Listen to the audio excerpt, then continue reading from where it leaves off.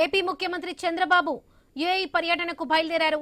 ఉదయం అమరావతి నుంచి హైదరాబాద్ శంషాబాద్ విమానాశ్రయానికి వచ్చిన సీఎం యుఏఈకు పయనం కానున్నారు. విశాఖలో రాష్ట్ర ప్రభుత్వం అత్యంత ప్రతిష్టాత్మకంగా నిర్వహించనున్న భాగస్వామ్య సదస్సుకు దేశ విదేశాలకు చెందిన పారిశ్రామికవేత్తలు, ప్రభుత్వ ప్రతినిధుల్ని ఆహ్వానిస్తుంది. అందులో భాగంగా యుఏఈలో పర్యటించే ముఖ్యమంత్రి 3 రోజుల పాటు వివిధ పారిశ్రామికవేత్తలతో భేటీ కానున్నారు.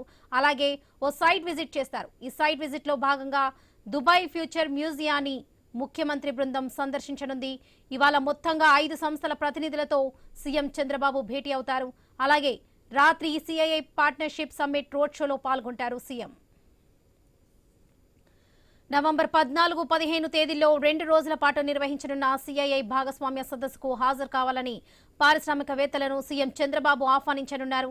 అలాగే పర్యటన చివరి రోజున దుబాయ్లో ఏపీ ఎన్ఆర్టీ ఆధ్వర్యంలో నిర్వహించనున్న తెలుగు డయాస్పోరా సమావేశంలో సీఎం చంద్రబాబు పాల్గొననున్నారు. తొలి రోజు పర్యటనలో భాగంగా Shobha group, Sharaf DG, Transworld group, Lootah group, Dubai Future Foundation సంస్థలకు చెందిన ప్రతినిధులతో సీఎం చంద్రబాబు సమావేశమవుతారు.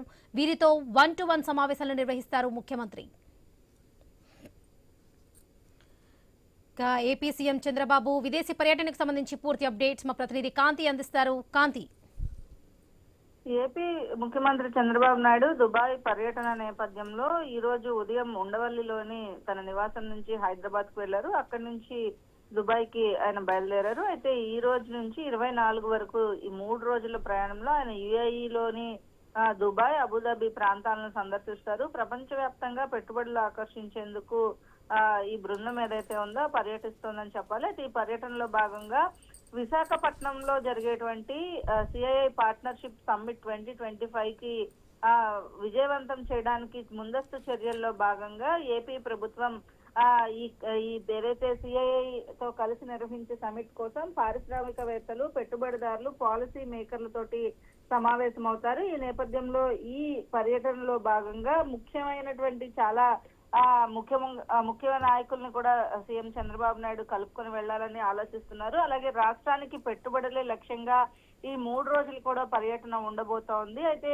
ఈ మొత్తంగా ఏదైతే దేశ విదేశాలకు చెందినటువంటి పారిశ్రామికవేత్తలు, ప్రభుత్వ ప్రతినిధులు కూడా రాష్ట్ర ప్రభుత్వం ఆహ్వానిస్తోంది. అయితే ఈ నేపథ్యంలోనే గతంలో సింగపూర్ లో పర్యటించినటువంటి ముఖ్యమంత్రి బృందం ఈ రోజు దుబాయ్ కి వెళ్తున్నారు. అయితే దీంట్లో ఏదైతే సిఐఐ భాగస్వామ్య సదస్సు కోసం దుబాయ్ లో సీఎం చంద్రబాబు రోడ్ షో నిర్వహించబోతున్నారు. ఇక పర్యటనకు సంబంధించినంత వరకు కూడా దుబాయ్ లో ఏపీ ఎన్ఆర్టీ ఆధ్వర్యంలో నిర్వహిస్తున్నటువంటి తెలుగు డయాస్పోరా సమావేశంలో కూడా పాల్గొంటారు. అయితే ఇక ఈ 3 రోజుల పర్యటనలో వీలైనంత ఎక్కువ మంది పారిశ్రామికవేత్తలను కలిసేలాగా చంద్రబాబు నాయుడు పర్యటన సాగనుంది. ప్రభుత్వ ప్రతినిధులతో పాటుగా పారిశ్రామికవేత్తలతోటి 1-to-1 నిర్వహిస్తారు. అలాగే రౌండ్ టేబుల్ సమావేశాలు, అలాగే సైట్ విజిట్స్ తో పాటుగా సిఐఐ రోడ్ షోలో పాల్గొనడం జరుగుతుంది. ఇక 3 రోజుల్లో దాదాపుగా 25 సమావేశాల్లో పాల్గొనేలాగా షెడ్యూల్ రూపొందించారు. అయితే ఈ రోజు తొలి రోజు ఏదైతే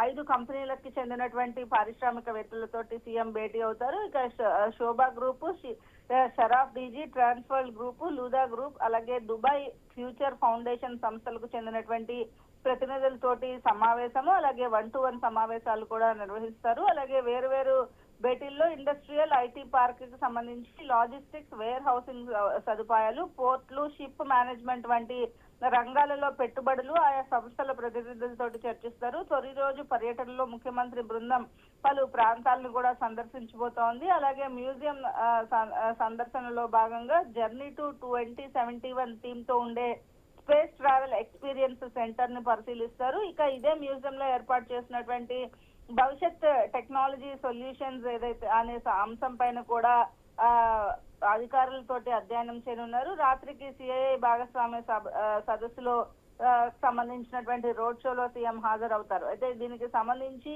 ఈ పర్యటనలో ముఖ్యమంత్రి చంద్రబాబు నాయుడుతో పాటు మంత్రులు టీజీ భరత్, బీసీ జనార్దన్ రెడ్డి, అలాగే CM secretary Karthikeya Mishra, industry secretary Yuvaraj, అలాగే Ratan Tata innovation hub CEO Dathri Reddy ఈ దుబాయ్ పర్యటనలో ఉండబోతున్నారు. Right Kanthi, thank you.